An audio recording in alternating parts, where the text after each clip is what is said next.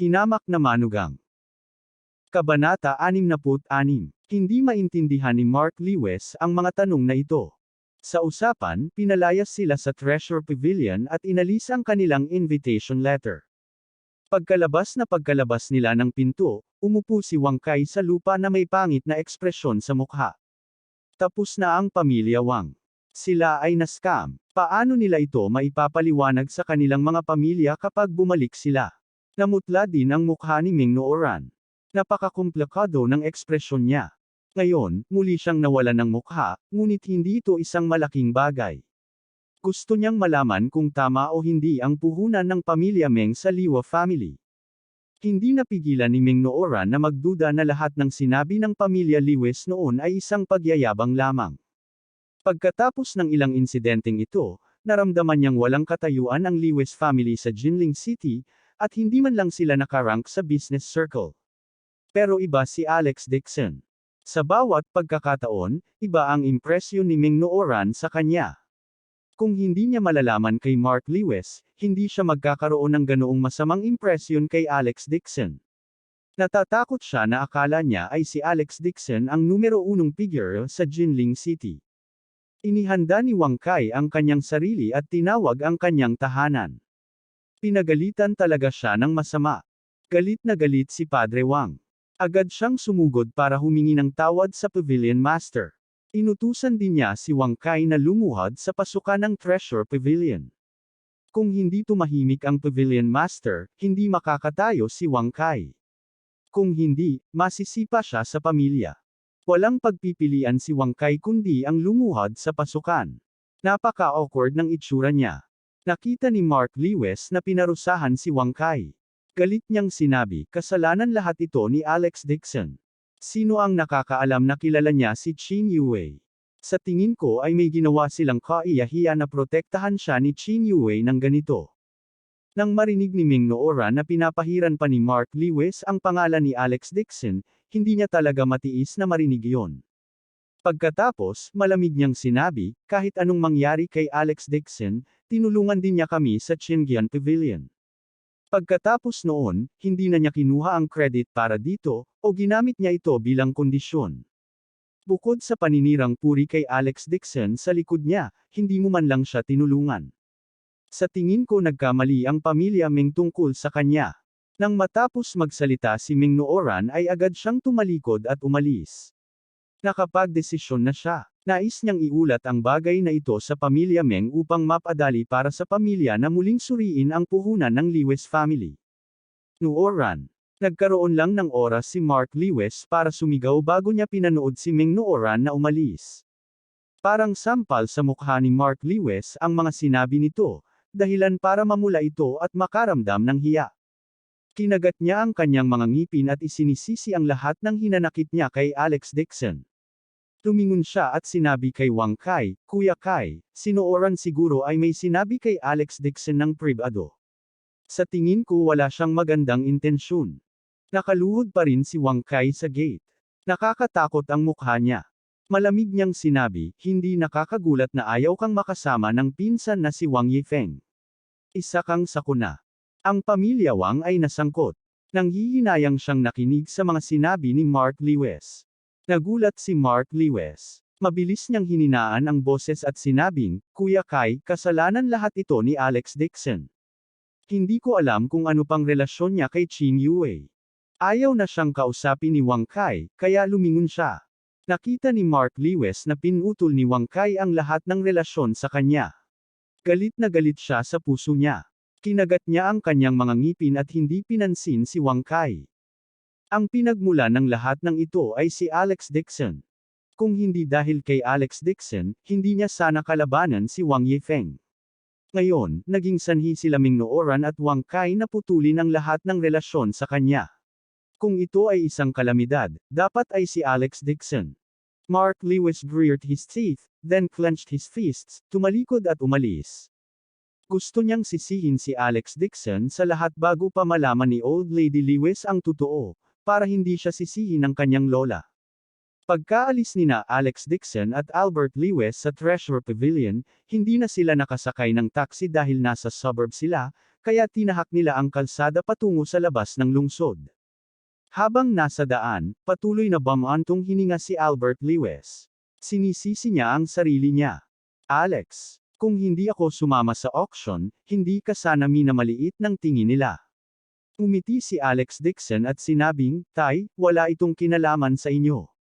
Mababa ang tingin sa atin ng mga organizer. Galit na sabi ni Albert Lewis, ano ba ang napakaganda niyan? Baka isang araw, nanalo ako ng premyo at kumita ng kayamanan. Gusto pa rin akong pumunta ng Treasure Pavilion. Sa sandaling ito, isang Rolls-Royce Phantom ang mabilis na tumakbo mula sa kanilang likuran. Nang dumaan ito sa kanila ay bumagal ito at dahan-daang huminto sa harapan nila. Binuksan ng driver ang pinto ng kotse at eleganteng lumabas ng kotse si Chin Yue gamit ang mahahabang binti. Hindi kilala ni Albert Lewis si Chin Yue, ngunit sa pagtingin sa kanya, alam din niyang mayaman ito. Tumingin siya sa kanya nang may pagdududa. Ikaw ay. Bahagyang tumango si Chin Yue sa kanya. Pumunta siya sa gilid ni Alex Dixon at sinabing, Alex Dixon, ang usapin ng auction kanina ay isang bagay na hindi ko inayos noon pa man. Espesyal akong lumapit sa iyo para humingi ng tawad sa iyo. Si Chin Yue, na mayabang, ay nakapagsabi ng sorry na ikinagulat ni Alex Dixon. Nagkibit-balikat siya at sinabing, wala lang. Anyway, uuwi na kami ng biyenan. Dahil hindi kami tinatanggap ng Treasure Pavilion, hindi rin kami pupunta. Nakita ni Chin Yue na walang pakialam si Alex Dixon sa Treasure Pavilion. Nakahinga siya ng maluwag at nagpatuloy, bagamat tinulungan ka ni Chin Gang na makuha ang liham ng imbitasyon sa pagkakataong ito, sigurado akong naiintindihan mo na ngayon. May gap sa pagitan natin. Dapat mong isipin ito. Hindi nilinaw ni Chin Yue ang sarili sa harap ni Albert Lewis. Ngunit doble ang kanyang mga salita. Paanong hindi maintindihan ni Alex Dixon na ipinapaalala nito sa kanya na ang agwat sa pagitan nila ni Su Chingcheng ay masyadong malaki at hindi karapat-dapat para sa kanya. Malumanay na sinabi ni Alex Dixon, salamat sa pag-aalala ni Miss Chin, ngunit may ilang mga tao na hindi ako interesado. Hindi mo na kailangang ipaalala sa akin ng maraming beses. Isa pa, kalmado na ang buhay ko ngayon. Mangyaring huwag mo akong istorbohin sa kinabukasan. Paalam. Pagkatapos sabihin iyon, hindi na niya muling tiningnan si Chin Yue.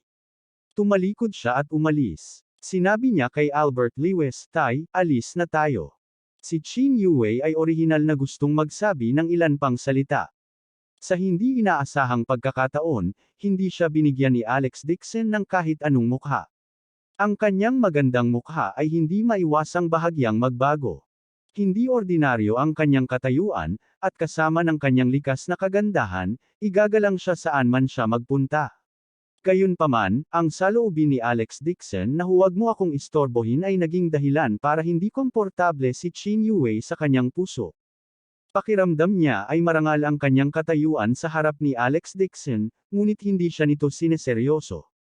Ngunit nang maisip niya si Su Chingcheng, kinailangan ni Chin Yue na lunukan ang kanyang galit. Naisip niya na hindi niya magagawang tumigas ang relasyon nila ni Alex Dixon. Mayabang lang ang ugali niya, at halatang napansin niya ang sama ng loob ni Alex Dixon. Nag-isip sandali si Chin Yue at naabutan si Alex Dixon sa ilang hakbang. Gusto niya itong pigilan, ngunit nagbago ang isip niya sa huling sandali at tumingin kay Albert Lewis na naglalakad sa likuran niya. You must be Uncle Lewis. Umiti si Chin Yue kay Albert Lewis at sinenyasan ang driver na bigyan siya ng brocade box. Tungkol sa Treasure Pavilion. Kasalanan ko kung hindi ko ito inayos ng mabuti at pinahirapan ka. Itong manipis na regalo. Noong una, gusto kong dalhin ito sa Treasure Pavilion para sa auction, ngunit ngayon ay hindi na kailangan. Please, ipasa mo kay Alex Dixon para sa akin at hilingin sa kanya na tanggapin ito.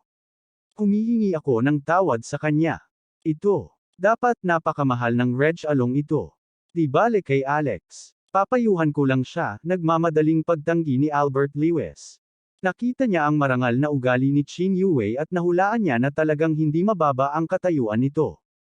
Kaya lang hindi niya alam kung paano nakilala ng kanyang manugang ang ganoong tao. Kunin mo. Napabayaan ko nga kayong lahat.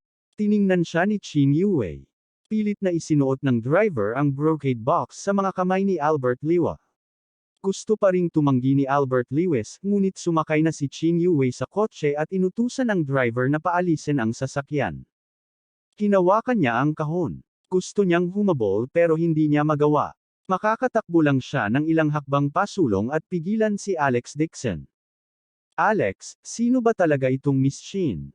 Pilit niyang isinuot sa akin ang kahon na ito at sinabing humihingi siya ng tawad.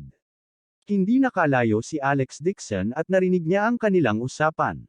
Tumingon siya at sinabing, Dad, dahil siya ang nagkusa na ibigay ito sa akin, kunin mo na. Narinig din niya na gusto ni Qin Yuwei na mapagaan ang relasyon nila.